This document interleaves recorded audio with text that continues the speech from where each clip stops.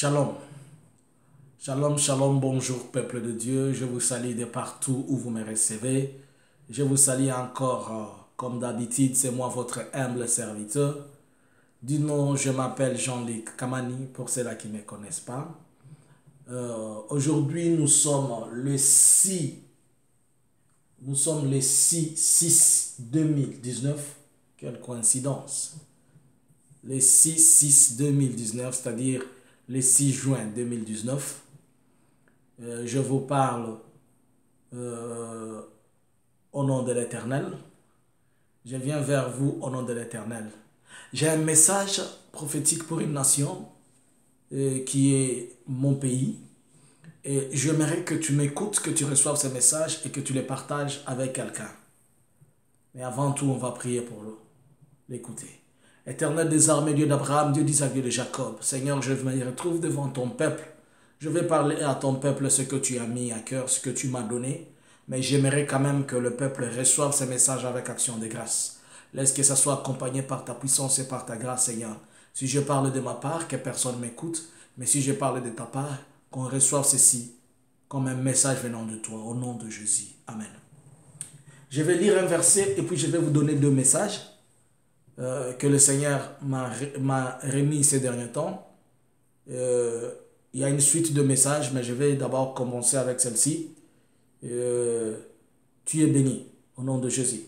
Lisons dans le livre de 1 Pierre, le premier épître de Pierre, chapitre 4, le verset 7. Je lis au nom du Seigneur Jésus. La fin de toutes choses est proche. Soyez donc sages et sobres pour vaquer à la prière.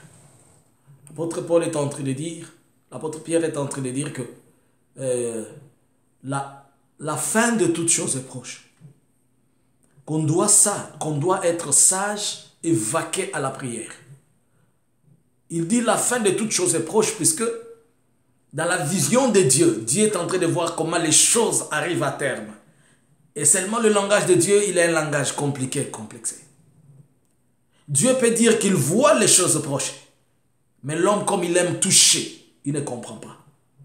Je me souviens qu'il y a un temps, le Seigneur m'avait parlé, il m'a révélé, il m'a dit qu'il va m'informer pour que je vienne informer au peuple. Quand est-ce qu'il a pris la décision de délivrer le jour, le temps, le moment où la délivrance de mon pays, la RDC va s'accomplir et va se passer. Mais le peuple ne croiront pas lorsque Dieu sera en train de l'annoncer puisque les gens aiment voir physiquement les choses. Alors que c'est l'esprit qui précède le physique. L'apôtre Paul dit, voici la fin de toutes choses est proche. Quand il dit voici, c'est-à-dire Dieu a déjà arrêté que la fin arrive. Dieu a déjà proclamé que la fin est là. Mais seulement l'homme ne voit pas la fin. Puisque l'homme voit les choses qui le touchent. Il voit les choses qui l'affectent. Tu peux être en vie, mais Dieu te voit déjà comme un mort. Puisque pour lui, la fin est déjà arrivée. Tu peux être en train de parler, mais Dieu te voit déjà comme une personne qui est là, sans ouvrir la bouche. C'est pourquoi vous allez vous rappeler que dans le livre de Genèse, avant que Caïn ne fasse le mal, la Bible dit que la parole de l'Éternel, c'était Dieu lui avait parlé, il lui a dit Caïn, je vois le mal devant toi, mais domine-les. Mais Caïn n'a pas eu le temps de dominer le mal qu'il avait suivi. C'est ainsi qu'il s'est retrouvé dans ce mal. Je vais parler de quoi? Je vais donner deux messages que l'Éternel m'a remis.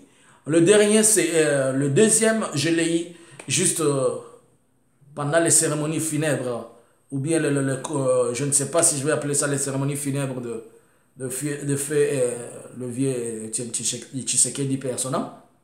Et le premier, je l'ai eu un peu avant, pendant que nous étions dans la prière d'adoration de 30 jours. Le premier message, c'est que j'étais assis dans un salon. Là où j'étais assis, il y avait une chaise, il y avait une table et de l'autre côté, il y avait aussi une autre chaise. Mais de l'autre côté, il y avait Donald Trump qui était assise et moi j'étais de ses côtés.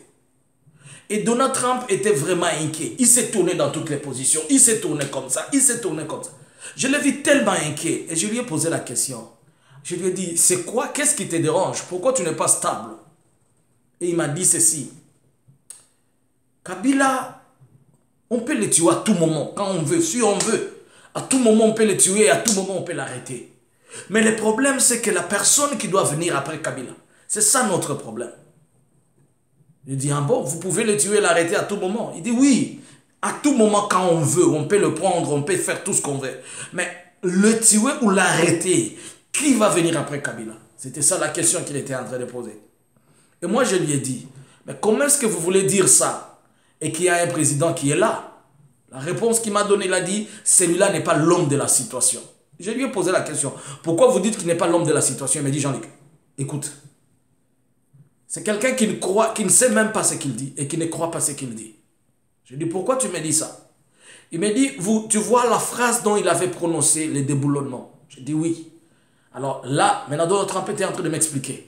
Il m'a dit, il s'est tenu un meeting ou bien une conférence avec le partisan de son parti politique. Et il était en train de leur dire que le déboulonnement dont nous avons dit va s'opérer progressivement. Et pendant qu'il le disait, les gens de son parti, ils pensaient qu'il le disait par rapport à Kabila, qu'il va arriver aussi à déboulonner Kabila. Et tout le monde de son parti politique a crié. Ils ont vraiment crié, oui, oui, oui, oui. Et lui, il les a posé la question. Est-ce que dans le lobby Mabé? Et tout le monde a répondu, non, non, non, au lobby Mabé. Alors Donald Trump me dit, regarde comment il est en train de dire des choses auxquelles il ne croit même pas et il ne sait même pas. Et je lui ai dit, alors, si vous dites qu'il n'est pas l'homme de la situation, c'est quoi le problème? Il a dit, non, nous sommes en train de chercher. Là, je lui ai posé une question. Crois-tu à la prédestination ou bien tu crois à la prophétie? Il m'a dit non, je crois à la prophétie. Et quand je lui ai dit ça, alors il était en train de me dire que nous sommes en train de chercher. C'est ça ce qu'il m'avait dit. Nous sommes en train de chercher dans la génération des hommes de Dieu. Mais le problème que nous avons avec les hommes de Dieu, je vais te le dire, c'est lequel? Je lui ai dit alors, dans cette génération, qui est-ce que vous êtes en train de chercher? On a montré la photo, je vais vous expliquer, je vais vous interpréter ces choses. Je vous donne d'abord le message et puis je vais vous interpréter. Il a donné la photo, la première photo que j'ai vue, c'était la photo de Papa Coutinho. Il a dit non, pas celle-ci. J'ai vu la photo, une deuxième photo de la génération de presque Moïse Mbi. Il a dit non, pas celle-ci. Et puis il est entré dans la génération des jeunes prophètes et jeunes serviteurs de Dieu. Et c'est là où il m'a dit, c'est là où nous sommes. Je lui dis, ah bon? Et puis il m'a dit, mais maintenant notre problème avec vous, c'est puisque vous ne savez pas tenir le micro. Je lui ai dit, comment tu peux dire, nous ne savons pas tenir le micro? Et moi je lui ai dit, est-ce que, je vais vous expliquer. Je lui ai dit, est-ce que tu penses que tout le monde ne sait pas tenir le micro? Il a dit, oui. J'ai dit, alors donne-moi ce micro, tu vas voir si je ne vais pas bien les tenir. Il a dit, ok, on te les donne. Mais prouve-nous que tu es capable de pouvoir te tenir avec ce micro. Et je suis sorti dans la vision. Que voulait dire cette vision?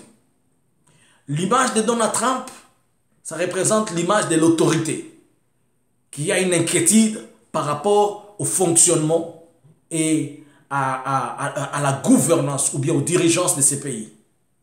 Mais ils n'ont plus confiance à toute la classe politique.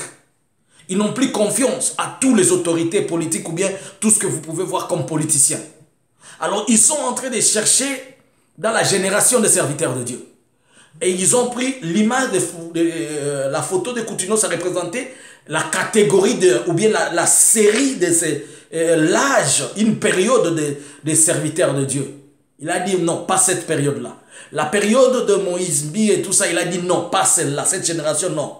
Mais moi, ayant le micro, c'est-à-dire la génération qui vient maintenant, c'est cette génération-là de serviteurs à qui ils ont confiance. Mais le problème avec cette génération, ils pensent qu'ils n'ont pas, le leadership. C'est-à-dire ils n'ont pas l'essence. Ils ont peur que cette génération n'a pas l'essence de conduire. Mais curieusement, parmi cette génération, il y a l'un d'eux que le Seigneur, à qui il a donné l'autorité de pouvoir gouverner, à qui elle sera remise. Je bénis le Seigneur puisque aujourd'hui le Seigneur se révèle et il montre que cette personne encore, il aura cette sémence prophétique. Nous sommes un pays prophétique et c'est pourquoi Dieu va permettre qu'il y ait une personne pour conduire ce pays qui a la sémence prophétique. Mais cette personne qui a la sémence prophétique, elle ne sera pas seulement une personne ordinaire, Mais ça serait une personne aussi prophétique, puisque c'est un pays prophétique avec une destination prophétique et qui a besoin d'une personne qui comprend les choses prophétiques et les amène à l'angle physique. Voilà pourquoi je te demanderai à ce que quand tu pries, que tu comprennes que Dieu va susciter cette personne-là, qu'il a déjà préparée, et dont le deuxième message le concorde et le confirme. Ça, c'était le premier message. Le deuxième message, c'était pendant l'enterrement de vieux Étienne Tshisekedi.